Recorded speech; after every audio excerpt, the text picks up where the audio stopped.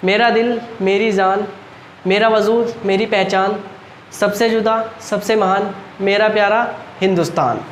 मेरी मेहनत मेरी तरक्की मेरी शान, मेरी ताकत मेरा विश्वास मेरा विमान, सबसे प्यारा मेरा हिंदुस्तान।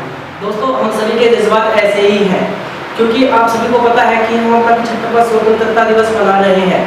हमारे देश को आज़ाद हुए पूरी 75 साल हो चुकी है और आजकल आपने न्यूज़ चैनल या टीवीओ में सुना होगा कि हम आज़ादी का अमृत महोत्सव मना रहे हैं, और वो भी पूरे जोर शोर और उत्साह के साथ। पर क्या दोस्तों, हम ऐसा कर एक सच्चे देशभक्त होने का हक अदा कर रहे हैं?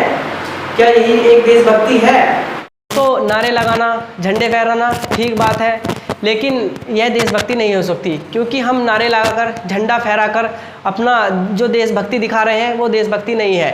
अगर आपको देशभक्ति दिखानी है तो अपने प्रत्येक नागरिक को अपने कर्तव्य को समझना होगा, यानी हमारे देश के नागरिक को जो भी कार्य दिए गए हैं या हमारे पास जो भी कार्य है, जो भी जिम्मेदारी दी गई है, उन्हें पूरी सच्चाई और ईमानदारी के साथ निभाना ही एक सच्ची देशभक्ति है। तो हम बात करें कि आप एक विद्यार्थी हैं, आप कोई पुलिस वाले हो सकते हैं, आप कोई डॉक्टर हो सकते हैं, आप कोई जज हो सकते हैं, आप यानी वह कुछ भी हो सकते हैं। मतलब जिस काम जो भी काम हमें दिए गए हैं, आप कोई भी हो, अपने कर्तव्य को यानी अपने कार्य को सही तरीके से समझना और उसके प्रति ईमानदारी से कार्य करना ही एक सच्ची देशभक्ति है। कि आप एक पुलिस वाले हैं तो आपको झूठे वादों से, रिश्वत से या किसी गरीब को सताने से बचना चाहिए।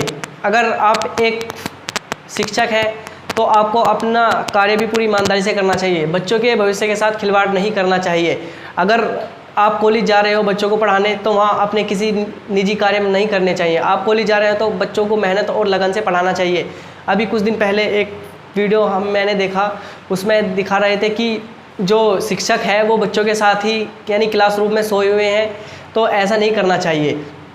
अगर आप इन बच्चों के भविष्य के साथ ऐसा खिलवाड़ ना कीजिए, क्योंकि अगर आप ही इन्हें मेहनत और लगन से पढ़ाएंगे तो यही हमारे कल का आने। अगर आप एक जज हैं तो आपको झूठे फैसले सुनाने से बचना चाहिए कि आप किसी के ज़ोर ज़बरदस्ती से अगर आपको कोई गलत फैसला सुनाने के लिए कह रहा है तो आप ऐसा मत कीजिए। अगर आपको कोई पैसे का लालच दे रहा है गलत फैसला सुनाने के लिए तो ऐसा ही मत कीजिए, क्योंकि आपका फ़र्ज़ बनता है कि आप सच्चाई और अच्छाई का साथ दें और गरीबों के हित में या जो भी जनता के हित में फैसला जाए उस फैसले को सुनाइए। अगर आप एक डॉक्टर हैं तो आपको भी सही तरीके से रहना चाहिए, मरीजों के साथ अच्छा सलूक करना चाहिए, उनसे फालतू या अधिक पैसे नहीं लेने चाहिए।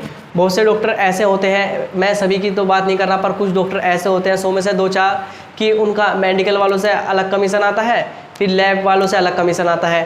तो आपको इस चीज़ से बचना चाहिए। अगर हम सब इस चीज़ पर ध्यान देंगे दोस्तों, तभी हमारा भारत महान बनेगा और यही सच्ची देशभक्ति है। अगर आप एक नेता हैं, क्योंकि नेता कोई वैसे तो बन नहीं सकता, एक पर जो हम जैसे नागरिक ही आपको वोट देकर नेता बनाते हैं।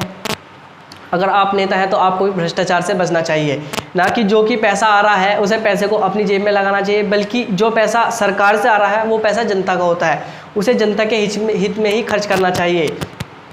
अगर आप जनता के हित में खर्च करेंगे तभी हमारा भारत महान बनेगा और यही एक सच्ची देशभक्ति होगी। अगर मैं बात करूं कि आप एक छात्र हैं तो आपको छात्र के भी कुछ कर्तव्य हैं, जैसे कि अगर स्टूडेंट है तो अपने गुरुओं का आदर करना चाहिए। ऐसा नहीं है कि अब गुरु के सामने तो इज्जत कर रहे हैं, बाद में उन्हें कुछ भी कह रहे हैं, तो ऐसा नहीं करना चाहिए। अगर आप एक स्टूडेंट हैं तो अपने गुरु की इज्जत करनी चाहिए। अपनी जो आपका जो कार्य है, आपका कार्य क्या है? आपका कार्य है कि नियमित अपना कार्य पूर्ण करना चाहिए, यानी पढ़ाई के प्रति ईमानदार रहना चाहिए, जो अपनी पढ़ाई मेहनत और लगन से करनी चाहिए। अगर आपके हित में सरकार कोई फैसला ले रही है तो आपको उस फैसले का सम्मान करना चाहिए, और अगर उस सरकार के उस फैसले का तुम्हें विरोध ही करना है तो दोस्तों विरोध भी आपको शांतिपूर्वक करना चाहिए। ना कि अभी कुछ दिन पहले का उदाहरण है कि एक अग्निपथ योजना आई थी, उस योजना की तरह नहीं करना चाहिए कि आपने देश के लाखों करोड़ों का नुकसान ऐसे ही कर दिया, क्योंकि बहुत लंबी जो रेलगाड़ियाँ थी आपने उन्हें खड़ियों में आग लगा दी।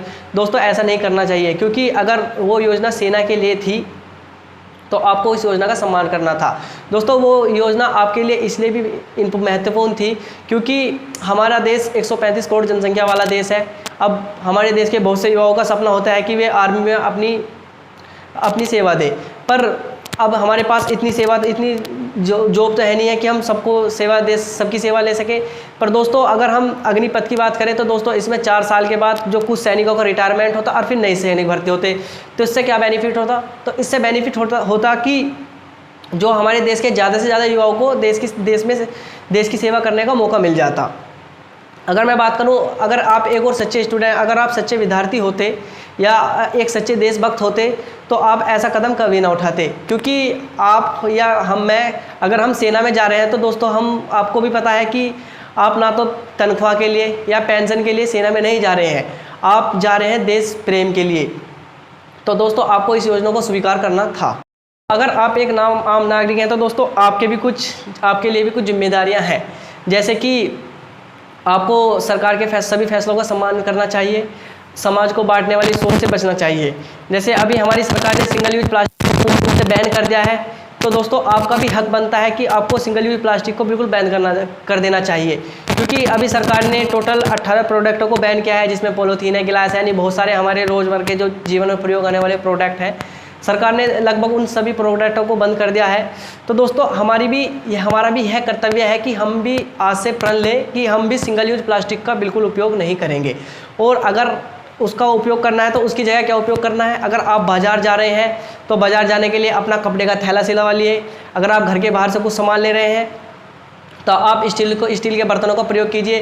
पर दोस्तों बिल्कुल कसम खा लीजिए कि हम सिंगल यूज प्लास्टिक का उपयोग बिल्कुल नहीं करेंगे। दोस्तों यही हमारे प्रत्येक देश के नागरिक का कर्तव्य है कि जो मैंने अभी बताया कि आप चाहे पुलिस वाले हों, चाहे आप डॉक्टर हों, वकील हों, जज हो, अध्यापक हो, छात्र हो या आम नागरिक हो, दोस्तों अगर हमें देश को महान बनाना है या हमें अपने देश के लिए कुछ करना है तो दोस्तों हम सबको अपनी जिम्मेदारी समझनी चाहिए और अपने जो हमारा कार्य है उसके प्रति ईमानदार रहना चाहिए। तभी यही असली देशभक्ति है और दोस्तों तभी हमारा भारत महान बनेगा। दोस्तों आज 15 अगस्त है और मुझे भी पता है कि आप तिरंगा ज़रूर खरीदेंगे और ख़रीदना चाहिए। पर दोस्तों मैं आपसे मेरी एक हाथ जोड़कर विनती है कि दोस्तों आप जो पिन्नी वाला तिरंगा, यानी आपको मैंने भी बताया कि सरकार ने सिंगल यूज प्लास्टिक को बैन कर दिया है, तो दोस्तों आप जो पिन्नी वाला झंडा या तिरंगा बिल्कुल ना खरीदें। दोस्तों उसका एक कारण ये है कि 15 अगस्त का प्रोग्राम एक या 2-3 घंटे का होता है हमारे स्कूल में, या स्कूल या कॉलेज जहाँ भी। तो उसके बाद जैसे ही बच्चे स्कूल से या कॉलेज से आते हैं अपने, तो आने के बाद में वो तिरंगे को कोई इधर फेंक देगा, कोई उधर फेंक देगा। मैंने बहुत सी बार देखा है कि एक तरफ तिरंगा कहीं नाली में पड़ा है, कहीं कूड़ियों पे है, या कोई सड़क पर पड़ा है। तो दोस्तों इससे हमारे तिरंगे की बहुत ज़्यादा बेकदरी होती है। तो दोस्तों इस चीज़ का आपको बिल्कुल खास ख्याल रखना है कि आपको पिन्नी वाला तिरंगा नहीं खरीदना। जो कपड़े वाला तिरंगा आता है थोड़ा 10-20 रुपये महंगा आएगा, पर दोस्तों उसे खरीदिए, और मैं तो कहता हूँ थोड़ा बड़ा खरीदिए और अपने घर की छत पर ज़रूर उस तिरंगे को लगाइए। दोस्तों आप पिन्नी वाले तिरंगे का यूज़ बिल्कुल ना करें। आपको यूज़ कौन सा करना है? आपको यूज़ करना है जो कपड़े वाला तिरंगा आएगा वही। तो दोस्तों यही थी मेरी छोटी सी वीडियो। तो दोस्तों अगर हमारी वीडियो आपको अच्छी लगी हो तो वीडियो को शेयर करना ना भूलें, वीडियो को लाइक भी कर दीजिए और अपनी राय दोस्तों मुझे कमेंट बॉक्स में ज़रूर बताना। हाँ, और दोस्तों सबसे अंत में चैनल को ज़रूर सब्सक्राइब कर दें। चैनल को सब्सक्राइब करना ना भूलें, क्योंकि हमें आपके सपोर्ट की बहुत ही ज़्यादा ज़रूरत है। और अंत में मैं अपनी वाणी को विराम देता हूँ अंतिम 4 लाइनों के साथ। तो दोस्तों मैं आपके सामने अपनी 4 लाइन प्रस्तुत करने जा रहा हूँ। दूसरों को दोष देने से बाज आए हम, दूसरों को दोष देने से बाज आए हम, अपनी अपनी जिम्मेदारी निभाए हम, अपनी अपनी जिम्मेदारी निभाए हम। रग रग में हो सच्चाई और ईमानदारी, रग रग में हो सच्चाई और ईमानदारी, सभ्य नागरिक बन जाए हम, सभ्य नागरिक बन जाए हम। पढ़े लिखे देश की खातिर और इस दुनिया पर छा जाए हम, पढ़े लिखे देश की खातिर और इस दुनिया पर छा जाए हम। आओ मिलजुल कर कोशिश करें मजबूत और सशक्त भारत बनाए हम। दोस्तों अंत में जय हिंद, जय भारत, हैप्पी इंडिपेंडेंस डे।